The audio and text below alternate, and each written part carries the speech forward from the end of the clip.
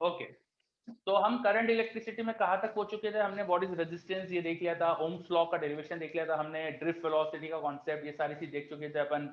फिर हम रेजिस्टेंस का वेरिएशन भी, टेम्परेचर, ये सब भी देख चुके थे। रेजिस्टेंस की कोडिंग होती है वो भी देख लिया था अपन ने, ठीक है। फिर हमने स्टार्ट करा था किरचॉफ्स लॉ। किरचॉफ्स लॉ क्या होते हैं वो देख चुके थे। अब हम आने वाले हैं सर्किट सॉल्विंग पे। तो अपना जो मेन पार्ट होता है करंट इलेक्ट्रिसिटी का, सर्किट सॉल्विंग, उस पे आने वाले हैं। सर्किट सॉल्विंग, मैं सर्किट को शॉर्ट में सीकेटी लिखता हूं, तो आप जब भी मैं सीकेटी लिखूं समझ जाइएगा मैं सर्किट लिख रहा हूं। सर्किट सॉल्विंग का मतलब ये होता है कि सर्किट में जो भी चीजें हैं, जैसे करंट कहीं कुछ फ्लो हो रहा है, किसी एलिमेंट के अक्रॉस कुछ पोटेंशियल ड्रॉप है, वो पता कर लेना, इसे बोलते हैं सर्किट सॉल्विंग। सर्किट सॉल्विंग मतलब सर्किट के अंदर जो भी चीजें हैं वो सब आपको पता होनी चाहिए, वो आप बता सको। अब ये कैसे पता करेंगे? इसके लिए हमारे पास है किरचॉफ्स लॉ, उनकी हेल्प लेके अपन सब कुछ कर सकते हैं। अब किरचॉफ लॉ हमारे दो है, Kirchhoff current law, Kirchhoff voltage law. Kirchhoff current law कैसे लगाना है, किरचॉफ वोल्टेज लॉ कैसे लगाना है, ये सब अपन समझ जाएंगे अभी धीरे धीरे, जब हम देखेंगे क्वेश्चन तो ऑटोमेटिक समझ में आते जाएगा। अब मुझे आपको रेजिस्टेंस के कॉम्बिनेशन भी पढ़ाना है, तो मैं क्या कर रहा हूं, मैं रेजिस्टेंस के कॉम्बिनेशन पढ़ाते समय मैं सर्किट सॉल्विंग भी साथ साथ में करते जाऊंगा, तो आप दोनों चीज कॉमनली सीखते जाएंगे। चलिए, तो सर्किट सॉल्विंग में अपन पहली चीज स्टार्ट कर रहे हैं, combination of resistance. Combination of resistance, combination of resistance. Combination of resistance का मतलब क्या, कि हम अगर सर्किट में मोर देन वन रेजिस्टेंस जोड़े तो उनका इफेक्ट क्या आता है, टोटल इफेक्ट क्या होगा। क्या हम उन सबको हटाकर एक सिंगल रेजिस्टेंस लगा सकते हैं, और अगर वो सिंगल लगाएंगे तो कितना लगाएंगे, इस प्रोसेस को अपन समझने वाले हैं। अब कॉम्बिनेशन किस किस तरह का हो सकता है, तो सबसे आसान जो कॉम्बिनेशन हो जाता है वो होता है सीरीज कॉम्बिनेशन। सीरीज कॉम्बिनेशन, दो रेजिस्टेंस सीरीज में कब कहे जाते हैं, जब वो इस तरह से कनेक्ट हो कि उनमें करंट सेम फ्लो करे। ये मैंने दो रेजिस्टेंस के सिंबल दिखाए, देखिए ये दोनों सिंबल मैंने इस तरह से लगाए हैं कि इनमें करंट सेम जाएगा। अगर मैं एक बैटरी जोड़ू, यहां पर मैंने एक बैटरी जोड़ी है, ये सपोज कोई स्विच है, मैंने बैटरी जोड़ी है। अब ये दोनों रेजिस्टेंस इस तरह से जुड़े हैं कि जो करंट पहले में जाएगा उतना ही दूसरे में जाने वाला है डेफिनेटली। ये सर्किट इस तरह से बन गया है कि कुछ करंट अगर यहाँ फ्लो करेगा सपोज आई, तो वही करंट सेकंड में फ्लो करने वाला है। जब करंट सेम होता है दो रेजिस्टेंस पे, तो हम बोलते हैं कि वो सीरीज में है, this two are in series. यहाँ पे करंट सेम होता है सीरीज में, करंट फ्लो सेम। तो ये सबसे मेन खासियत हो गई सीरीज कॉम्बिनेशन की, हमें करंट सेम दिखेगा डिवाइस के अंदर दोनों में, बस ये मेन प्रॉपर्टी होती है। अब इन दो रेजिस्टेंस को हटाकर अगर मैं एक अकेला रेजिस्टेंस लगा दूं और वो इनके जैसा ही बिल्कुल बिहेव करे, दो रेजिस्टेंस को हटाकर एक अकेला रेजिस्टेंस लगाऊं मैं, उस अकेले रेजिस्टेंस से बिल्कुल बैटरी को कुछ फर्क ही नहीं लगे, मतलब सेम बैटरी लगाने पर हमें सेम करंट मिले, वही बैटरी मैंने लगाई है यहाँ पर और मुझे वही करंट फ्लो होते दिख रहा है बैटरी के थ्रू, तो ये अकेला रेजिस्टेंस इन दोनों के जैसा ही बिहेव कर रहा है, इसलिए इसको बोल देंगे इक्विवेलेंट रेजिस्टेंस। इसको बोल देते हैं हम इक्विवेलेंट रेजिस्टेंस। तो कई बार जैसे हमें पूछा जाएगा एक सर्किट देके कि भाई पॉइंट पॉइंट ए और बी के बीच में इक्विवेलेंट रेजिस्टेंस क्या है बताओ, इसका मतलब ये हो जाता है कि उन पॉइंट के बीच में जो भी रेजिस्टेंस जुड़े थे सबको हटाकर अगर एक अकेला रेजिस्टेंस लगाना हो मुझे, तो कितना होना चाहिए, ये मतलब होता है इक्विवेलेंट रेजिस्टेंस का। जब आपसे बोला जाए कि ए और बी के बीच का इक्विवेलेंट रेजिस्टेंस निकालो, इसका मतलब ये हो जाएगा कि ए बी में जो भी रेजिस्टेंस जुड़े हैं सबको हटा के एक सिंगल दिखाना हो तो क्या रेजिस्टेंस दिखाएंगे, that resistance is called equivalent resistance. खासियत क्या होगी कि वो जो अकेला रेजिस्टेंस है वो उतना ही करंट लेगा जितना ये मिलकर ले रहे थे, ये मेन खासियत होती है इक्विवेलेंट रेजिस्टेंस की। अगर मैंने बैटरी लगाई है मान लीजिए वी पोटेंशियल की, तो यहां से करंट आ रहा था आई, तो इक्विवेलेंट रेजिस्टेंस भी यही पोटेंशियल पे यही करंट लेता है, ये खासियत होती है। चलो आई थिंक इक्विवेलेंट रेजिस्टेंस का मीनिंग तो क्लियर होगा हमें। अब ये निकालना है मुझे इक्विवेलेंट रेजिस्टेंस कितना है, तो उसके लिए मैं वही किरचॉफ लॉ यूज करूंगा, है ना, हमें पता है किरचॉफ लॉ से इस सर्किट में मैं पोटेंशियल डिफरेंस और सबका रिलेशन लिख सकता हूं। तो चलो किरचॉफ लॉ लगाते हैं। मैं इस लूप में घूमकर किरचॉफ लूप लॉ लिखने वाला हूं, ठीक है। तो मैं इस लूप को नाम दे देता हूं लूप 1 और बोलता हूं बाय लूप 1 बाय केवी। किरचॉफ वोल्टेज लॉ है, किरचॉफ लूप लॉ, ये लगाते हैं अपन। तो किसी पॉइंट से स्टार्ट कर दीजिए। चलो मैं मान रहा हूँ कि यहाँ से स्टार्ट कर रहे हैं, इधर गए, बैटरी को क्रॉस करा, बैटरी में इस टर्मिनल से इस टर्मिनल जा रहे हैं, नेगेटिव से पॉजिटिव टर्मिनल जा रहे हैं, तो पोटेंशियल बढ़ता है। कितना बढ़ता है? जितना बैटरी का ईएमएफ होता है। ठीक है, तो यहाँ पे मैं लिखूंगा पहले प्लस वी, यहाँ से यहाँ जाने पर प्लस वी पोटेंशियल बढ़ा। Is this clear? Is this clear? Yes sir. Yes sir. है ना? Yes sir. फिर हम ए पॉइंट पे आ गए, यहाँ से यहाँ कुछ भी नहीं है, एक कंडक्टर वायर है बस, तो कंडक्टिंग वायर में कोई ऐसा रेजिस्टेंस नहीं है, तो उसमें पोटेंशियल ड्रॉप ही नहीं होगा। फिर ए से हम यहाँ जाते हैं, रेजिस्टेंस को क्रॉस कर रहे हैं, रेजिस्टेंस को जब क्रॉस करते हैं तो करंट की डायरेक्शन देखना चाहिए, करंट की डायरेक्शन में अगर जा रहे हैं तो पोटेंशियल ड्रॉप होता है। कितना ड्रॉप होता है? I into R by Ohm's law. यहाँ पोटेंशियल ड्रॉप होना चाहिए आई आर वन। यहाँ से यहाँ गए, फिर करंट की डायरेक्शन में जा रहे हैं, पोटेंशियल ड्रॉप होगा, कितना होगा? I R two. हम स्टार्टिंग पॉइंट पहुंच गए घूम के, तो ये आना चाहिए इक्वल टू 0। तो यहाँ से मुझे इक्वेशन मिल रही है कि V equal to I times R1 plus R2 होना चाहिए। ये मुझे एक इक्वेशन मिल रही है। अब ऐसे ही केवीएल की इक्वेशन यहाँ लगा लेते हैं अपन, लूप 2 में लगाते हैं बाय केवीएल। चलो इस पॉइंट से स्टार्ट कर रहा हूं मैं फिर से, यहाँ से आ गए प्लस वी, रेजिस्टेंस में गए, minus I R equivalent equal to 0 मिलना चाहिए। तो यहाँ देखो मुझे क्या मिल रहा है? V equal to I R equivalent. ये मेरी इक्वेशन 2 आ गई, this was equation number 1। Equation 1 2 है, खासियत ये है कि भाई दोनों में पोटेंशियल सेम है और दोनों में सेम करंट था। Equation 1 2 same potential same current का रिलेशन दे रही है। एम आई राइट? क्या मैं सही बोल रहा हूँ? Yes sir. है ना? तो मुझे क्या समझ में आया यहाँ पे? क्या समझ में आया भाई? इधर का टर्म सेम है, आई सेम है, तो क्या होना चाहिए? R equal to R1 and R1 plus R2। R1 plus R2। तो बहुत आसान से मुझे समझ में आ गया कि भाई R इक्वलेंट जो आना चाहिए R1 प्लस R2 आना चाहिए। तो ये सीरीज कॉम्बिनेशन में इक्विवेलेंट रेजिस्टेंस निकाल लिया अपन ने। अब एक दो ही रेजिस्टेंस लिए थे, अब इसी को मैं जनरलाइज कर देता हूँ, जनरलाइज कर देता हूँ। भाई ज्यादा रेजिस्टेंस हो, अगर मान लीजिए बहुत सारे रेजिस्टेंसेस सीरीज में जुड़े थे,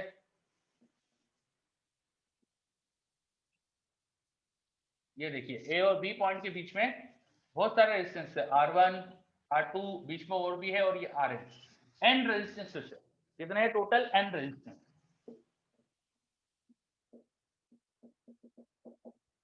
total N resistance in series. तो जैसा अभी पढ़ा ना कि 2 से 2 जुड़ जाते हैं तो एन भी जुड़ जाएंगे। यहाँ पर जो आर इक्विवेलेंट आता है वो आता है समेशन ऑफ आर आई, मतलब हो जाएगा R1 plus R2 up to Rn। जोड़ देना आपको, सीरीज में रेजिस्टेंस ठीक जोड़ देंगे अपन। तो ये सीरीज कॉम्बिनेशन जब मल्टीपल रेजिस्टेंस तो पढ़ लिया अपन ने।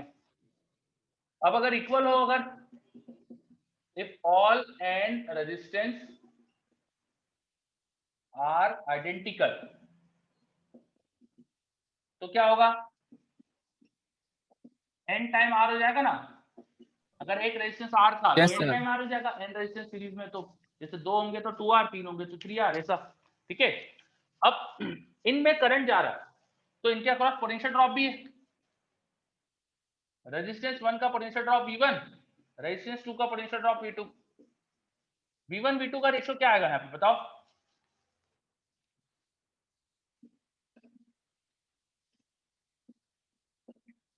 जल्दी बोलो।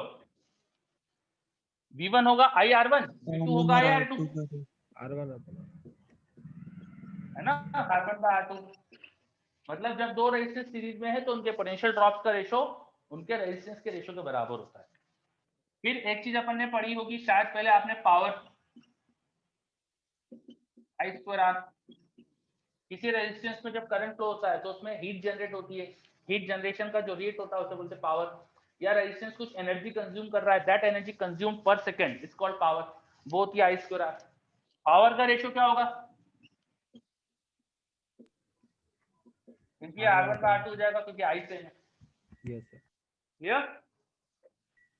यस तो सर। सीरीज में मैंने बहुत सारी चीजें बता दी। जब सीरीज कॉम्बिनेशन होता है तो इक्विवेलेंट रेजिस्टेंस कितना आता है? 2 का एन रेजिस्टेंसेस का आइडेंटिकल हो जाए, वोल्टेज ड्रॉप का रेशो, पावर का रेशो, फटाफट से नोट कर लीजिए जल्दी से।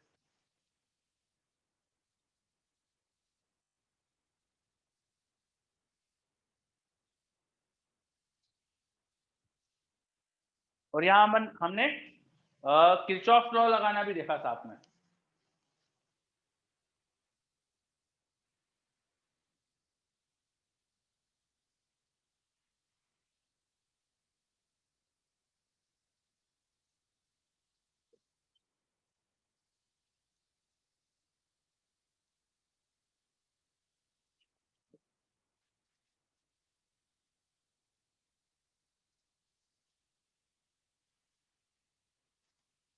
चलिए, क्या सब नोट हो गया? Yes sir. ओके, तो अभी हमने जस्ट सीरीज कॉम्बिनेशन देखा। Now let's proceed to the next combination, parallel combination.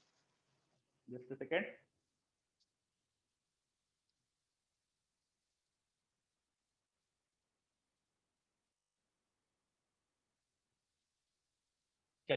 तो सीरीज कॉम्बिनेशन अपना कंप्लीट हो गया।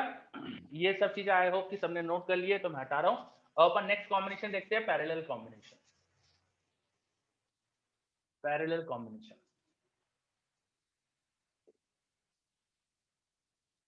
पहली चीज, पैरेलल का कॉम्बिनेशन का मतलब क्या होता है वो समझते हैं अपन। यहाँ पे क्या चीज सेम दिखेगी वो समझते हैं। जब दो रेजिस्टेंसेस पैरेलल में जुड़े होते हैं, उनमें पोटेंशियल ड्रॉप सेम रहेगा। When resistors are in parallel, the potential drop across the resistances are equal. जैसे ये दो रेजिस्टेंसेस है मेरे पास, ये देखिए ये इस तरह से जुड़े हुए हैं कि इनके जो टर्मिनल से रेजिस्टेंसेस के वो आपस में इस तरह से जोड़ दिए अपन ने। अब जो पोटेंशियल ड्रॉप R1 में होगा वही पोटेंशियल ड्रॉप R2 में होने वाला है। तो इस तरह से अगर कनेक्शन हो रेजिस्टेंसेस का, तो पैरेलल में कनेक्टेड है। तो पैरेलल कॉम्बिनेशन में क्या होता है, पोटेंशियल ड्रॉप इस सेम, पोटेंशियल ड्रॉप सेम होता है पैरेलल में। क्या है, क्लियर है? अब पोटेंशियल ड्रॉप सेम होना ये मेन चीज है, डायग्राम ये होना ये मेन चीज नहीं है। आप हमेशा है ना, डायग्राम क्या है उस पर मत जाइएगा, आप डायग्राम में कनेक्शंस कैसे है उस पर जाइएगा। क्योंकि जब डायग्राम हमको कॉम्प्लिकेटेड दिए जाते हैं तो वहां पे ऐसा सिंपल सिंपल दिखे जरूरी नहीं है, वहां पर है ना कॉम्प्लिकेटेड चीजें दिख सकती है। तो जुड़ाव कैसा है रेजिस्टेंस का, आपस में कनेक्टेड कैसे है, वो चीज आपको ध्यान देनी चाहिए। ठीक है, चलिए। अब पोटेंशियल ड्रॉप सेम होता है पैरेलल में। पोटेंशियल ड्रॉप सेम होगा तो क्या दोनों में करंट भी सेम आएगा? बताइए। No, no sir. सर। बिल्कुल सही, सेम नहीं होगा। अच्छा, मैंने यहाँ V वोल्ट का सेल लगाया है, इसका मतलब है कि यहां से यहाँ पोटेंशियल ड्रॉप V है, यहां से यहाँ पोटेंशियल ड्रॉप V है। V वोल्ट का सेल लगाने का मतलब ये होता है। अब पहले रेजिस्टेंस में करंट क्या होगा, बाय ओम्स लॉ हम क्या बोल सकते हैं, करंट क्या होगा? V by I. नहीं, sorry, sir. V by R1, दूसरे में V by R2। Yes, current sir. को क्या लिख सकते हैं, पोटेंशियल डिफरेंस अपॉन रेजिस्टेंस लिख सकते हैं ना। ठीक है, चलो तो मैंने ये लिख दिया।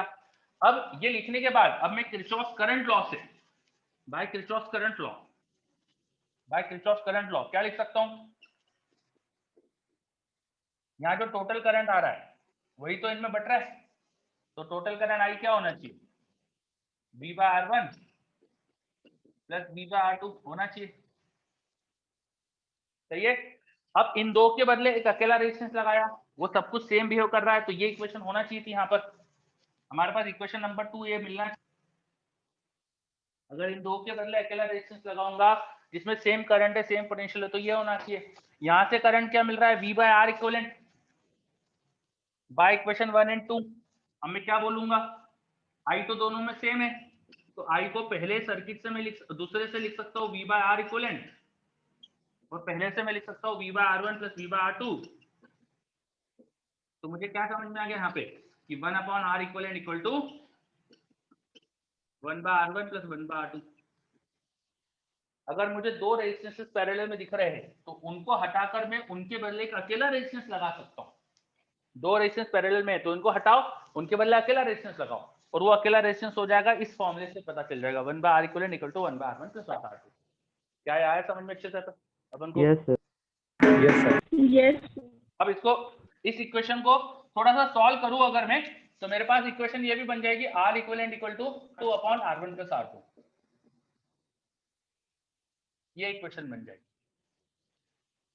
ये जो रेजिस्टेंस आ रहा है ना R1 R2 upon R1 plus R2, ये R1 से भी छोटा है, R2 से भी छोटा है, R1 से भी छोटा है, R2 से भी छोटा है। This is lesser than R1 and R2, दोनों से ही छोटा है।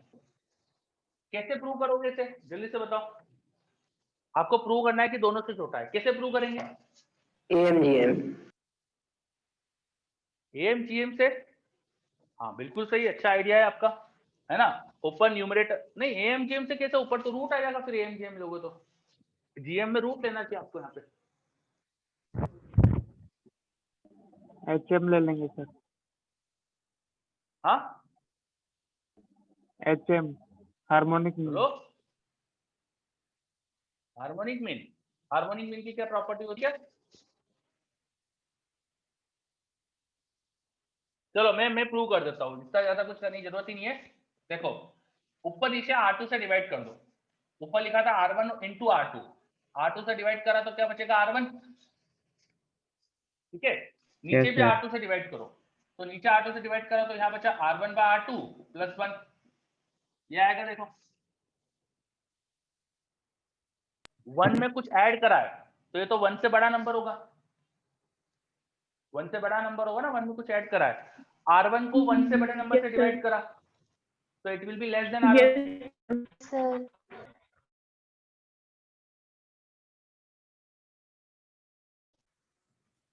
हमने ये जो नंबर आ गया R1 upon this number is greater than 1, because this is greater than 1, तो ये R1 से छोटा नंबर आएगा ना, डिवाइड करके किसी नंबर को उससे एक से बड़े नंबर से डिवाइड करो तो you will get a number which is lesser than R1। R1 को एक से बड़े नंबर से डिवाइड करोगे तो, am I right? Yes, sir. It is less than R1। अब ऐसे ही ऊपर नीचे R2 से डिवाइड करा था मैंने, तो वो R1 से छोटा नंबर प्रूव हो गया। अब R1 से डिवाइड करो तो R2 से भी छोटा प्रूव हो जाएगा। तो इन पैरेलल कॉम्बिनेशन जो इक्विवेलेंट रेजिस्टेंस आ रहा है, दैट इज R1 R2 पर R1 plus R2 is smaller than the smallest resistance of this. इनमें से जो छोटा है उससे भी छोटा है, दोनों से छोटा है, इसका मतलब जो छोटा है उससे भी छोटा है। बात समझ में आई है? Yes, sir. Yes, sir. हमें छोटा रेजिस्टेंस मिलता है जो गिवन रेजिस्टेंस से भी स्मॉल होता है। चलिए फिर ये हो गया। अब ऐसे ही अपन n रेजिस्टेंस पैरेलल में लगा देंगे तो इक्वेशन क्या बनेगी हमारे पास, बताओ जल्दी से।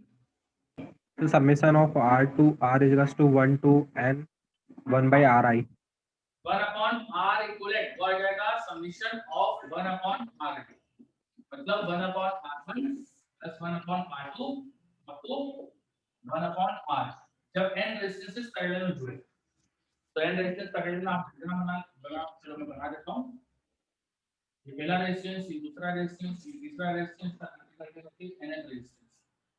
जब इसे n रेजिस्टेंस पैरेलल में जुड़े हैं R1 R2 R3 Rn तो पैरेलल क्या है, वो सब आइडेंटिकल हो तो, तब अगर आइडेंटिकल हो तो R by n, R by N. R by n। फिर पोटेंशियल ड्रॉप का रेशो सेम है, पोटेंशियल ड्रॉप तो कोई सेंस नहीं है इसको लिखने का, पोटेंशियल ड्रॉप तो पैरेलल में सेम होता है, तो उसका रेशो को क्या मतलब है, वो तो 1 आएगा। ठीक है। करंट का रेशो पूछा जा सकता है आपसे, करंट का रेशो क्या होगा पैरेलल में, तो आप ध्यान से देखिए V1 by R1, पहले में करंट था, दूसरे में V by R2, मतलब करंट रेजिस्टेंस के इनवर्स रेशो में जा रहा है, दिख रहा है। करंट रेजिस्टेंस के इनवर्स रेशो में R1 ज्यादा तो करंट कम, दिख रहा है। Yes, sir. Yes, sir. Power को V स्क्वायर बाय R से लिख सकता हूं मैं कि V सेम है तो पावर रेजिस्टेंस के इनवर्स रेशो में जाएगी, V सेम है तो जो पावर ये कंज्यूम करेंगे उनका रेशो रेजिस्टेंस के इनवर्स रेशो में आएगा। चलिए देख लीजिए अच्छे से, कुछ समझ नहीं आया तो बताइए। Sir power I square R होता है ना, फिर आपने V square R। V square by R में तुम सबसे पावर को I को V बाय R लिख सकता हूं ना by Ohm's law. Yes, sir. देखा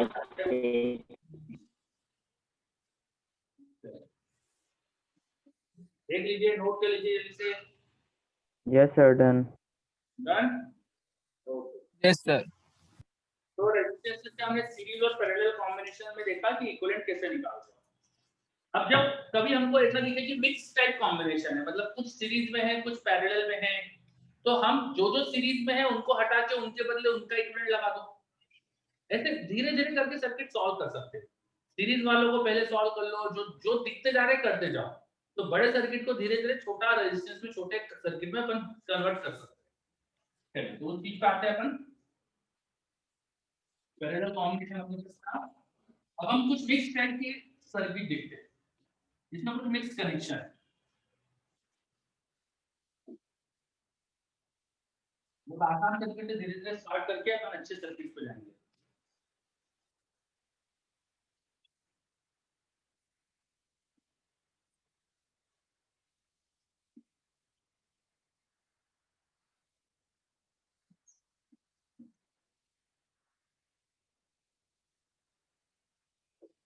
जैसे सपोज आपको ये सर्किट डायग्राम दिया गया है, एक क्वेश्चन दे रहा हूं मैं आपको, रेजिस्टेंस की वैल्यू देखिए आपको मैंने ये दे दी 3 ओम 3 ओम 3 ओम एंड 2, और यहाँ पे बैटरी दे दी मैंने आपको 15 वोल्ट की, 15 वोल्ट की। मैंने पूछ लिया यहाँ पे आपसे कि सब में करंट बताओ,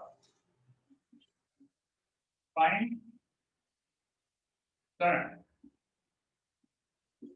इन ईच रेजिस्टेंस।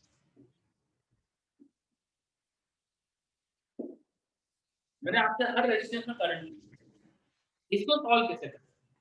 तो इसको सॉल्व करने के लिए सबसे पहले तो सर्किट हमेशा देखना चाहिए कि किस तरह का सर्किट दिया गया है। जब भी हमें ऐसा कुछ क्वेश्चन दिया जाए कि कोई सर्किट देके कुछ पूछ लिया, तो देखो सर्किट में क्या दिया है हमें, उसे एनालाइज करो सबसे पहले। तो अगर सर्किट एनालाइज करोगे तो आपके पास एक सेल है, कुछ रेजिस्टेंसेस है। अच्छा, रेजिस्टेंसेस जब भी दिखे इस तरह से जुड़े हुए तो उनका कॉम्बिनेशन कैसा है सोचने की कोशिश करो। इनमें कुछ रेजिस्टेंस सीरीज या कुछ पैरेलल, ऐसा कुछ दिख रहा है क्या आपको? कुछ ऐसा है कि आप डायरेक्ट देख के बता पा रहे हो कि ये सीरीज में है? Yes, sir. Yes, Yes, sir. sir. हाँ, मुझे दिख रहा है कि ये दो 3-3 ओम के रेजिस्टेंस सीरीज में है। Yes, Yes, sir. sir. है ना? तो जब ऐसा हो तो एक काम करो, इससे सीरीज कॉम्बिनेशन करके एक अकेला दिखा दो रेजिस्टेंस, उससे सर्किट थोड़ा छोटा दिखेगा आपको। छोटा हो जाएगा तो शायद अपन इसको जल्दी से अपन चीजें लिख पाए, है ना? अगर सर्किट डायग्राम थोड़ा छोटा हो जाएगा तो हम चीजें जल्दी से कर पाएंगे। चलो, तो अभी मैं जो भी करने वाला हूँ वो बहुत लंबी प्रोसेस है, पर स्टार्टिंग में आपको ऐसे सीखना चाहिए। अभी मैं जो करने वाला हूँ बहुत लंबा प्रोसेस आपको दिखा रहा हूँ, पर आपको शुरू में सीखते समय ऐसे ही करना चाहिए। धीरे धीरे प्रैक्टिस जब हो जाएगी, जब आप थोड़ी सी और फास्ट तरीके से कर सकते हो चीजों को, अभी पहले लंबे तरीके से सीखो। तो मुझे दिखा सर्किट देखते से कि ये दो सीरीज में, सीरीज में दिखे तो इन दो को हटा के मैं अकेला इनका इक्विवेलेंट दिखा सकता हूँ। इनका इक्विवेलेंट क्या आएगा? सीरीज कॉम्बिनेशन जब होता है तो इक्विवेलेंट कैसे निकालते हैं? ऐड कर देते हैं, तो 3 और 3 क्या हो जाएगा? 6 ओम। 6. तो अब मैं अगला डायग्राम बना देता हूँ और उन दो रेजिस्टेंस के बदले उनका इक्विवेलेंट दिखा दूंगा। तो ये देखो, ये बन गया डायग्राम। इन दो के बदले मैंने एक अकेला रेजिस्टेंस दिखाया वहां पे, और बाकी सब एज इट इज बना दिया मैंने। तो ये मैंने 6 ओम दिखा दिया यहाँ पे, और बाकी एज इट इज मैंने दिखाया 3 और 3 ओम, और बैटरी की 15 वोल्ट्स की। अब जैसे ही मैंने ये करा, मुझे दिखा ये 3 और 6 तो पैरेलल में। देखिए, इस 3 के इधर के और 6 के इधर के टर्मिनल जुड़े हैं, और इधर 3 और 6 के टर्मिनल जुड़े हैं, तो इनका पोटेंशियल ड्रॉप सेम आने वाला है ना? ये पैरेलल में Yes, sir. है ना? Yes. तो पैरेलल में है अगर, तो अब इनका पैरेलल कॉम्बिनेशन कर लेते हैं। चलो, पैरेलल कॉम्बिनेशन कैसे करते हैं? R इक्विवेलेंट क्या आता है? R1 R2 अपन R1 plus R2, 3 into 6 upon 3 plus 6। Solve करो 2 ओम आए, सॉल्व करो 2 ओम आए। तो अगले स्टेप में हमें सर्किट को और छोटा करने वाला हूं,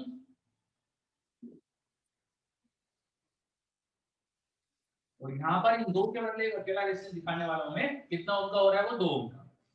तो ये मैंने दिखा दिया 2 ओम का रेजिस्टेंस, और बाकी सब ऐसे ही 50 वोल्ट और 50 ओम। तो सीरीज पैरेलल करके देखो सर्किट छोटा होते जा रहा है। अब फिर से मुझे तो सीरीज में दिखे, तो 3 और 2 सीरीज 5 ओम हो जाएगा, है ना? ये 2 सीरीज में दिख रहे हैं, तो इनका इक्विवेलेंट फिर से मुझे समझ में आ रहा है कि 3 + 2 5 ओम आ जाएगा। अब इससे मुझे समझ में आ गया कि असल में 15 वोल्ट के साथ 5 ओम जुड़ा हुआ है, इक्विवेलेंट रेजिस्टेंस 5 ओम आ गया। इसका मतलब मेरा सर्किट कुछ ऐसा है कि 15 वोल्ट का सेल है, उसके साथ में 5 वोल्ट का रेजिस्टेंस जुड़ा, 5 ओम का रेजिस्टेंस जुड़ा हुआ है। सेल से करंट कितना है मैं आसानी से बता सकता हूं, सेल से करंट कितना मैं आसानी से बता सकता हूं। सेल से करंट क्या होगा, V by I, V by R equal to I कर देंगे। क्या आएगा सेल से करंट, बोलो? 3 एम्पीयर 3 एम्पीयर 3 एम्पियर। 3 एम्पीयर। तो सेल ने 3 एम्पीयर करंट भेजा, तो बाकी सर्किट में भी तो 3 ही भेज रहा होगा, सेम ही तो सर्किट था वो हर जगह, बोलो? Yes, sir. Yes, sir. 3 ampere current होगा, सही है क्या? इसका मतलब Yes, यहाँ sir. पर 3 एम्पीयर का करंट आ रहा था, इसका मतलब इस 3 ओम में 3 एम्पीयर करंट था। मतलब मैं इस वाले सर्किट में आ जाऊं तो मुझे यहाँ समझ में आ गया कि यार 3 एम्पीयर का करंट था, ठीक है? ये जो 3 एम्पीयर का करंट है, ये देखो यहाँ एक 3 एम्पीयर का करंट फ्लो कर रहा है, ये जो 3 एम्पीयर का करंट है, ये तो यहाँ 2 रेजिस्टेंस पैरेलल में दिख रहे हैं, उनमें बटेगा। Yes, sir. तो पैरेलल में रेजिस्टेंस में करंट कैसे डिवाइड करते हैं अपन, रेजिस्टेंस के इनवर्स रेशियो में। Yes, sir. Yes, sir. तो इसके लिए रेजिस्टेंस का रेशियो देखो क्या है, रेजिस्टेंस का रेशियो क्या है, 1:2 दिख रहा है? 1:2. Yes, sir. तो करंट का रेशियो क्या होगा, 2:1. 2:1। उल्टा कर दो, करंट को 2:1 में डिवाइड करना है, तो जो टोटल करंट है उसको पहले तो 2:1, तो 2 और 1 ये जो नंबर है ना इनका सम कर दो, 3 उससे डिवाइड कर दो, और फिर इनटू 2 और इनटू 1 कर दो। तो यहाँ का करंट निकालने के लिए देखो, यहाँ का करंट निकालने के लिए क्या करेंगे, मुझे करंट का रेशियो चाहिएगा 2:1, तो मैं टोटल करंट 3 उसको पहले इनके सम से डिवाइड करूंगा, और जिस ब्रांच में 2 वाला रेशियो चाहिए उसमें 2 से मल्टीप्लाई कर दो, जिस ब्रांच में 1 वाला रेशियो चाहिए नीचे 3 आएगा, 2+1 लिखता हूं फिलहाल में, उसको 1 से मल्टीप्लाई, ऐसे करंट आ जाएंगे। मुझे यहाँ वाले ब्रांच में करंट चाहिए था और यहाँ वाले ब्रांच में करंट चाहिए था 2:1 के रेशियो में, तो 2 और 1 का सम करो, उससे डिवाइड करो टोटल करंट में। यहाँ 2 रेशियो में चाहिए करंट तो इनटू 2 कर दो, यहाँ 1 रेशियो में चाहिए तो 1 कर दो। तो यहाँ के करंट आ कितने आया करंट, ये कितना हो गया, 2 एम्पीयर दिख रहा मुझे यहाँ, सही है? इसका मतलब 3 ओम में करंट कितना आ रहा था, 2 एम्पीयर, और यहाँ कितना करंट जा रहा था, 1 एम्पीयर, और इधर से कितना करंट आ रहा था, 3 एम्पीयर। समझ में आया ये? Yes, sir. Yes, sir.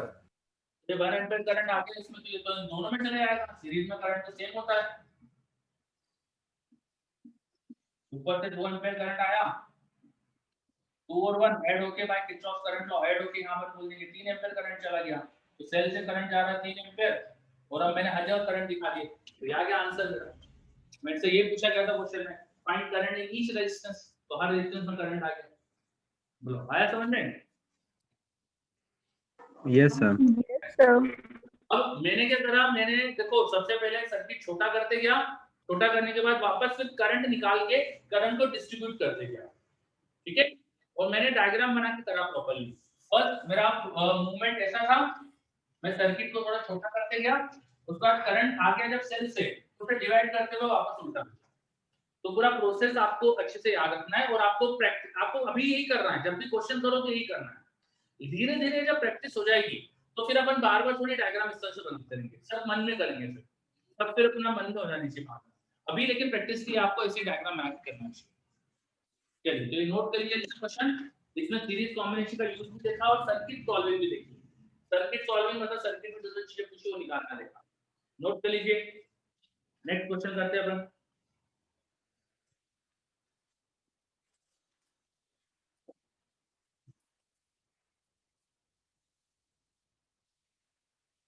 चलिए क्या हटा दूं क्या ये मैं?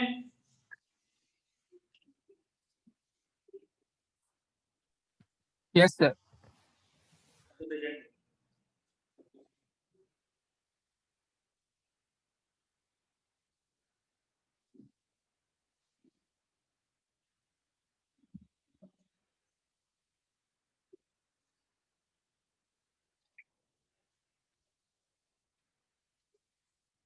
देखो अब सर्किट में जैसे मैंने आप करंट पुश किया, करंट पूछने का तरीका ये भी हो सकता था कि मैं एमीटर लगा दूं और उसकी रीडिंग पूछ लूं।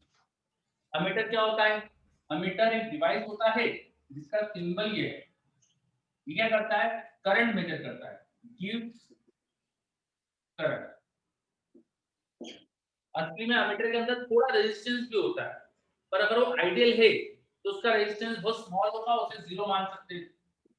इसका resistance tending to zero for ideal. तो सर्किट में हमें कई कई जगह एमीटर भी दे सकते हैं। एमीटर जहां लगा रहेगा उसके अंदर करंट कितना है हमें वो बताना है, अगर उसकी रीडिंग पूछी। इससे मुझे वोल्ट मीटर दिया जा सकता है सर्किट में। वोल्ट मीटर क्या करता है? वोल्ट मीटर का सिंबल ये होता है, ये क्या देता है? Measures potential difference. एक आइडियल वोल्ट मीटर जो होगा दैट हैज इनफाइनाइट रेजिस्टेंस, तो उसमें करंट नहीं जाता। तो ये वोल्ट मीटर जो होता है उसका रेजिस्टेंस इनफाइनाइट दिखाई दे रहा है कि ऊपर लिखा है मेरे? हां दिख तो रहा है, यस। तो अब इनको मैं यूज करके क्वेश्चन देने वाला हूं जिसमें एमीटर वोल्टमीटर वगैरह दिखा दूंगा मैं।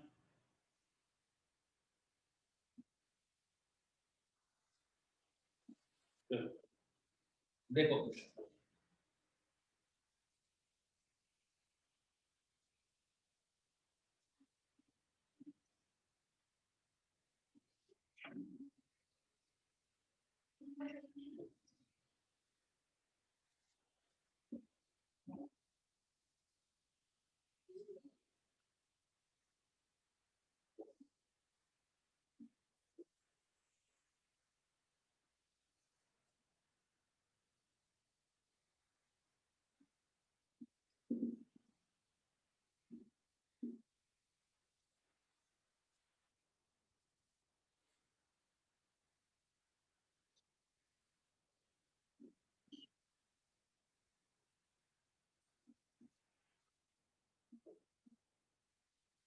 देखिए एक ईएमएफ का सेल, एक ईएमएफ का सेल, उसके साथ ये पूरा सर्किट, ये सारे रेजिस्टेंस आर, ये सारे रेजिस्टेंस आर। मैंने यहाँ एक वोल्ट मीटर दिखाया है, यहाँ एक एमीटर दिखाया है, आपको इनकी रीडिंग बतानी है। क्वेश्चन ये है find reading of volt meter and ammeter, इन दोनों की आपको रीडिंग बतानी है। ये क्वेश्चन चलिए करिए ट्राई। देखिए क्वेश्चन कैसा है, क्या कनेक्शन से समझिए और करिए ट्राई।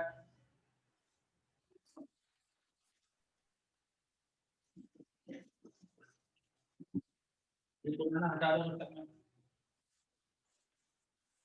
और वोल्ट मीटर और एमीटर आइडियल है, कहा जाए तो आप मान के चलो कि वो आइडियल है।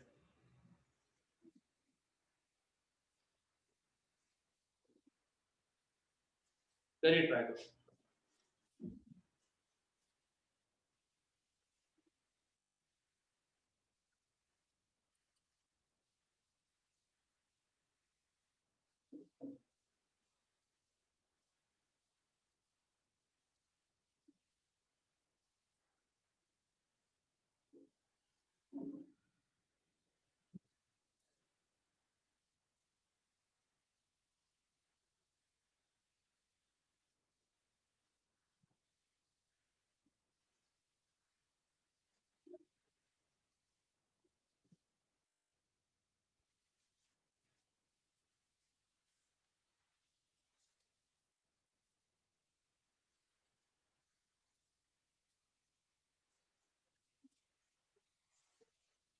करिए ट्राई।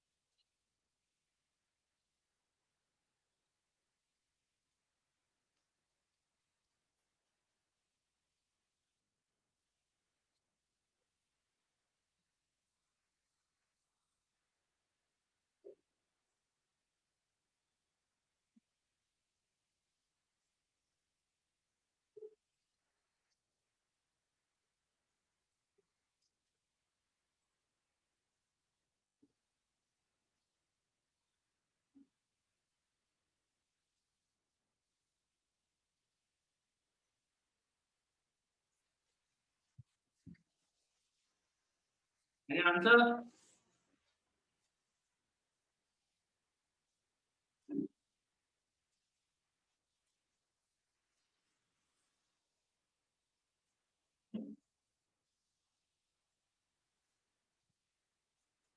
मेरे आंसर आ रहा है मेरे पास। Very good, very good. देख करते हैं अपन अभी। देखो, थोड़ा सा क्वेश्चन कंपैरेटिवली आसान है क्योंकि इसमें कनेक्शन बहुत आसानी से दिख रहे हैं मुझे। ये एमीटर मैंने कहा है कि आइडियल एमीटर का रेजिस्टेंस क्या होता है? 0। आइडियल एमीटर का रेजिस्टेंस क्या होता है? 0। मतलब वो एक वायर होता है। Ideal ammeter is just a wire. तो ये एक वायर है, ये एक वायर है। समझ में आया आपको? ये जस्ट एक वायर है। Yes, sir. अब ये एमीटर एक वायर जैसा है अगर, तो ये दो रेजिस्टेंसेस क्या है? देखिए, इन दोनों रेजिस्टेंस के इधर के टर्मिनल आपस में जुड़े हुए हैं और इधर के भी आपस में जुड़े हुए हैं। ये दो रेजिस्टेंसेस कैसे कनेक्टेड है? क्या दिख रहा है मुझको? कैसे कनेक्टेड है ये? Parallel, sir. Parallel sir. ये दोनों पैरेलल में है क्योंकि इनके दोनों तरफ के टर्मिनल तो आपस में जुड़े हैं ना। तो ये बिल्कुल कैसे दिख रहे हैं मुझे? पैरेलल में। उसी तरह से ये तीन रेजिस्टेंसेस देखो, इधर के तीन टर्मिनल देखो आपस में जुड़े। ये तीन टर्मिनल जस्ट वायर से आपस में जुड़े। अब वो वायर का डायग्राम कैसा भी दिखे, जुड़े तो है, ठीक है। सिमिलरली इधर के तीन टर्मिनल भी आपस में जुड़े देखो। ये तीनों भी आपस में कैसे हुए? पैरेलल में हुए। बोलो, ये भी समझ में आ रहा है पैरेलल में? सर, बीच वाले पॉइंट में भी वही पोटेंशियल रहेगा? बोलो इसके लिए। सर, जो सेंटर वाला रेजिस्टेंस है उसका भी पोटेंशियल रहेगा? हाँ, आप देखिए ना, ये आप ध्यान से देखिए, यहाँ पर ये वायर से ये वायर जुड़ा हुआ है, ये वायर जुड़ा हुआ है। तो इन तीनों रेजिस्टेंसेस के टर्मिनल्स तो आपस में जुड़े हैं ना। इस रेजिस्टेंस का इधर का टर्मिनल, इस रेजिस्टेंस का ये टर्मिनल, इस रेजिस्टेंस का टर्मिनल, देखो ये आपस में जुड़े हैं। समझ गए आप? इधर भी कनेक्टेड है। ये तीनों आप इनके टर्मिनल्स दोनों, इन तीनों रेजिस्टेंस के दोनों टर्मिनल आपस में कनेक्टेड है, तो ये पैरेलल में होंगे। यस, ये भी पैरेलल में। अब ये रेजिस्टेंस, इसके साथ में यहाँ क्या वोल्ट मीटर। वोल्ट मीटर क्या होता है? उसका रेजिस्टेंस इनफाइनाइट होता है। वोल्ट मीटर का रेजिस्टेंस इनफाइनाइट होता है। It is like a open circuit. Volt meter के अंदर कोई करंट जीरो जैसा करंट जाता है क्योंकि यहाँ पे रेजिस्टेंस बहुत ज्यादा है। तो ये ओपन सर्किट जैसा होगा, यहाँ करंट वरंट नहीं जाएगा। You can treat this like open circuit. आप ऐसा सोच सकते हो यहाँ कुछ जुड़ा ही नहीं है। आप सोच सकते हो यहाँ कुछ भी नहीं है, कोई करंट नहीं जाएगा यहाँ पे। आप ऐसा सोच सकते हो ना। तो ये सोचा अगर, तो ये अकेला रेजिस्टेंस बच गया। इसका मतलब ये दो रेजिस्टेंस पहले पैरेलल में थे, ये तीन रेजिस्टेंस आपस में पैरेलल में है और एक अकेला रेजिस्टेंस है। तो इन दो के बदले अकेला दिखा दो। अब इक्विवेलेंट रेजिस्टेंस लगाते जा रहा हूं, तो दो के बदले अकेला रेजिस्टेंस लगाऊंगा। R और R का पैरेलल क्या जाएगा? R/2। R और R का पैरेलल R/2। Yes sir. इनका पैरेलल कॉम्बिनेशन क्या होगा? उसके बाद मेरे पास दिखेगा R/3। ये जो R/3 है, इनके इधर के टर्मिनल, ये इधर के इन दो रेजिस्टेंस के टर्मिनल जुड़े थे तो इनको आपस में जोड़ दिया मैंने। फिर यहाँ के तीन टर्मिनल आपस में जुड़े हैं, इससे एक R रेजिस्टेंस जुड़ा है, तो इससे एक R रेजिस्टेंस जुड़ा है, एक R रेजिस्टेंस जुड़ा है यहाँ पे। फिर फाइनल टर्मिनल्स के बीच में सेल जोड़ा था अपन ने, तो सेल लिखा कितने वोल्ट का था? EMF का था। तो यहाँ तक मुझे समझ में आ गया कि सर्किट में करंट कितना आ रहा होगा। हमें इजीली दिख गया कि तीनों कैसे है सीरीज में, तो सर्किट का करंट हम लिख सकते हैं। क्या हो जाएगा सर्किट का करंट? बोलो जल्दी से। E बाय तीनों रेजिस्टेंस का सम। सीरीज में रेजिस्टेंस जोड़ देते ना अपन जस्ट, ये आएगा करंट। यहाँ पे कितना हो रहा है करंट, ये जल्दी बताओ। 6E/11R। हाँ, नीचे एलसीएम 6 आ रहा है, 6E ये आने वाला है सॉल्व करके। 6E और नीचे आएगा 3 2 और 1। हाँ, 3 2 और 6 सॉरी 3 2 और 6 तो 11 आ। ये करंट आ। तो इसका मतलब समझ में आया हमें कि ऊपर करंट इसमें कितना जा रहा है।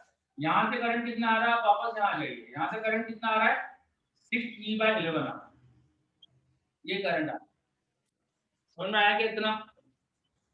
Yes sir. ठीक है, चलो अब ये बताओ, ये जो करंट आया, ये दो रेजिस्टेंस पैरेलल में, तो डिवाइड करो इनमें,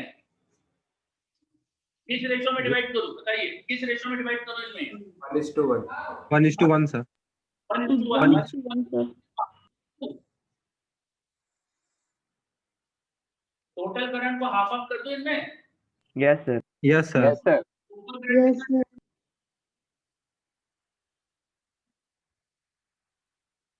इसका आधा बताओ जल्दी से, कितना आएगा? 3/11 3/22 R। Yeah, 3E/11 R। नीचे 3E/11। 3/11 R। Very good. फिर इन तीन में मिला के कितना करंट था? 6E/11 R। 3/11 सर। कितना रेजिस्टेंस है? तीन पैरेलल में, तो तीनों में कितना कितना जाएगा? 2E/11 R। 1/1 चले जाएगा, सही है? Yes Yes. सर। 1/1 चले जाएगा, तीनों में डिवाइड करना 1:1 रेशियो में, तो तीनों में 1/3 आएगा, तो 2E/11 R। यहाँ पर भी आएगा 2E/11 R, यहाँ पर भी आएगा 2E/11 R। ठीक है, यस सर। रेजिस्टेंस में, आपके रेजिस्टेंस में कितना करंट था? 6E/11 चलो ये सब में करंट आ गया। ठीक है, अब मुझे इस अमीटर में करंट चाहिए था, अमीटर की रीडिंग बतानी है, इसमें करंट बताना है। मुझे बताना है कि इस अमीटर में कितना करंट है, यहाँ जो अमीटर जुड़ा हुआ है इसमें कितना करंट है, तो बताओ कैसे बताऊं? E/11 R. कैसे पता चला आपको? सर इन दोनों का रेजिस्टेंस अलग, मतलब ये 2:1 का रेशियो है सर। रेशो भी देखते हैं, यहाँ पे रेशो का मतलब क्या है? देखो आर कितना रहा है, 3/11। आप देखिए यहाँ से करंट इधर से कितना आ रहा था, 3/11 आर। सर करंट लॉ लगा हाँ, दीजिए। 11 R ये ले लेगा, बचा हुआ इसको मिलेगा। 3/22 R। जंक्शन लॉ लगा दो, बेसिकली किरचॉफ करंट लॉ लगा दो। इस जंक्शन पे देखो, इस जंक्शन पे देखो, वो जंक्शन का डायग्राम है, यहाँ फिर से दिखा रहा हूँ आपको। उस जंक्शन पे आप अगर देखें तो यहाँ से करंट आ रहा है 3E/11 R, इधर से आया 3E/11 R, नीचे कितना गया 2E/11 R। तो किरचॉफ करंट लॉ से इसमें कितना जाना चाहिए, E/11 R। ये आ गया अमीटर की रीडिंग, अमीटर में करंट आ गया E/11 R। बोलो आया समझ में ये? Yes sir. ठीक है, चलो फिर वोल्ट मीटर की रीडिंग भी बतानी थी। यहाँ वोल्ट मीटर था, यहाँ पर वोल्ट मीटर जुड़ा हुआ था, उसकी रीडिंग भी आपको बतानी है क्वेश्चन में, इसकी रीडिंग भी बतानी है। वोल्ट मीटर क्या करता है, उसके टर्मिनल्स का पोटेंशियल डिफरेंस मेजर करता है, मेजर पोटेंशियल डिफरेंस। तो इसके टर्मिनल कहाँ जुड़े हुए हैं वो देखो अच्छे से, एक टर्मिनल जुड़ा है यहाँ, एक जुड़ा है यहाँ। तो वोल्ट मीटर की रीडिंग क्या होना चाहिए, जो इसका पोटेंशियल डिफरेंस होना चाहिए, बताइए। यहाँ पे पोटेंशियल डिफरेंस जो भी होगा वही वोल्ट मीटर की रीडिंग होगी ना। वोल्ट मीटर के टर्मिनल से अक्रॉस ये रेजिस्टेंस है, तो इसका पोटेंशियल डिफरेंस और वोल्ट मीटर की रीडिंग। Yes, sir. तो इसमें पोटेंशियल डिफरेंस कितना आएगा, कितना पोटेंशियल डिफरेंस आएगा यहाँ? 6E/11। 6E/11, बिल्कुल सही आंसर, 6E/11। हमसे पूछा था reading of volt meter and ammeter, voltmeter की रीडिंग कितनी आ गई 6E/11, एमीटर की रीडिंग कितनी आ गई E/11 R। This should be the answer. आया समझ में कुछ? Yes sir. चलो सभी बच्चे देख लीजिए अच्छे से, कहीं भी कुछ भी समस्या है बताइए, अगर कहीं भी कुछ समझ नहीं आ रहा है जल्दी से बताइए।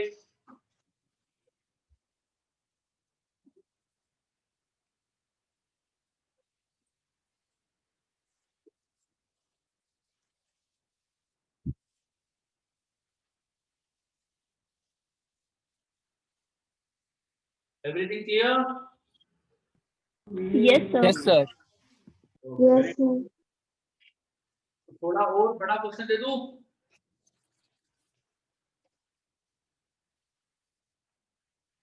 Yes Yes, sir. sir. बस जैसे तुम्हें कहा था मैं भी, थोड़ा सा और बड़ा क्वेश्चन देते हैं, है ना। आई होप तुमने नोट तो कर लिया था, ये मैंने हटा दिया क्योंकि अब तो Yes, sir. ठीक है। मैं आपको क्वेश्चन देता हूँ ऊपर में।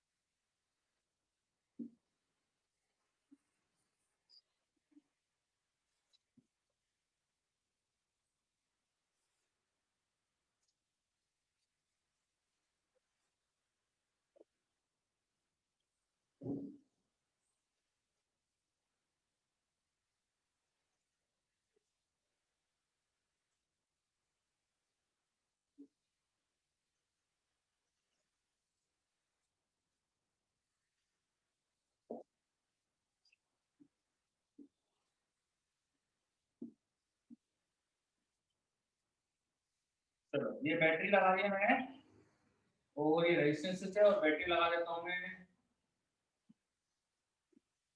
24 वोल्ट के सेल लगाते हैं। रेजिस्टेंस की वैल्यू दिखा रहा हूँ मैं आपको।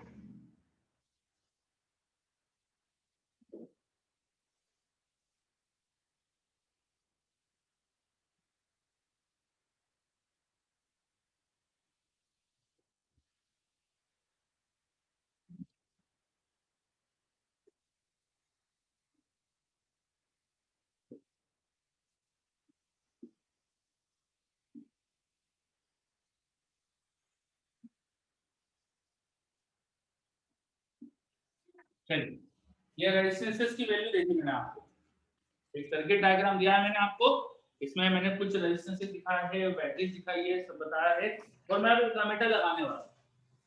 यहाँ एमीटर लगाया हूँ। Find reading of ammeter. Question है कि find reading of ammeter. Ammeter की रीडिंग बताइए, बताइए एमीटर की रीडिंग बताइए, करिए।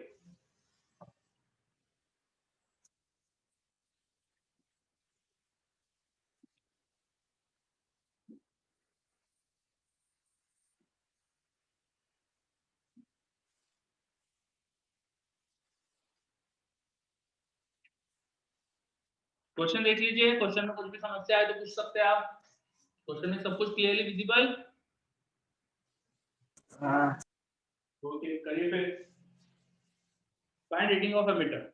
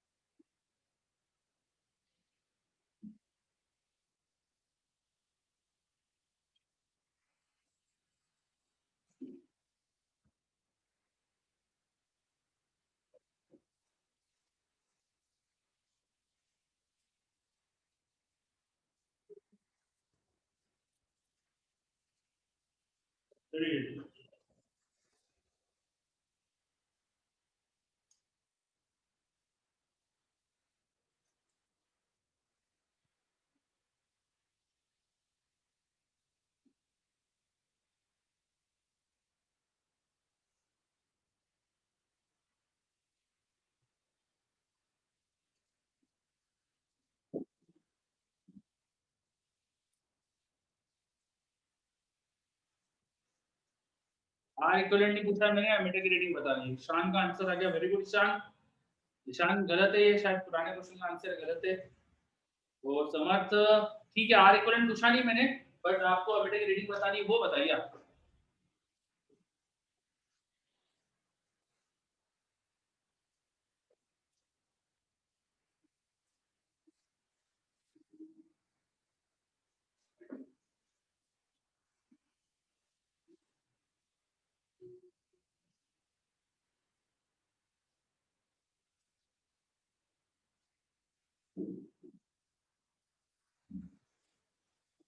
समर्थ का आंसर आ गया एमीटर की रीडिंग का, वेरी गुड समर्थ। चेक करते हैं अपन अभी।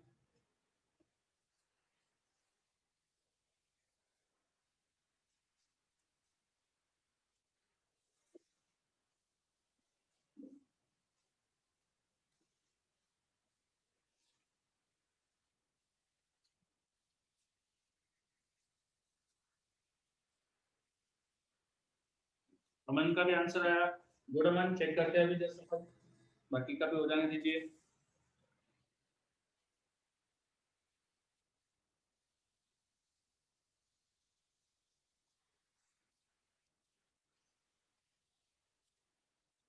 चलिए सबसे पहले तो इसमें इक्विवेलेंट रेजिस्टेंस निकालना चाहिए हमको। इनको इक्विवेलेंट रेजिस्टेंस निकालना चाहिए।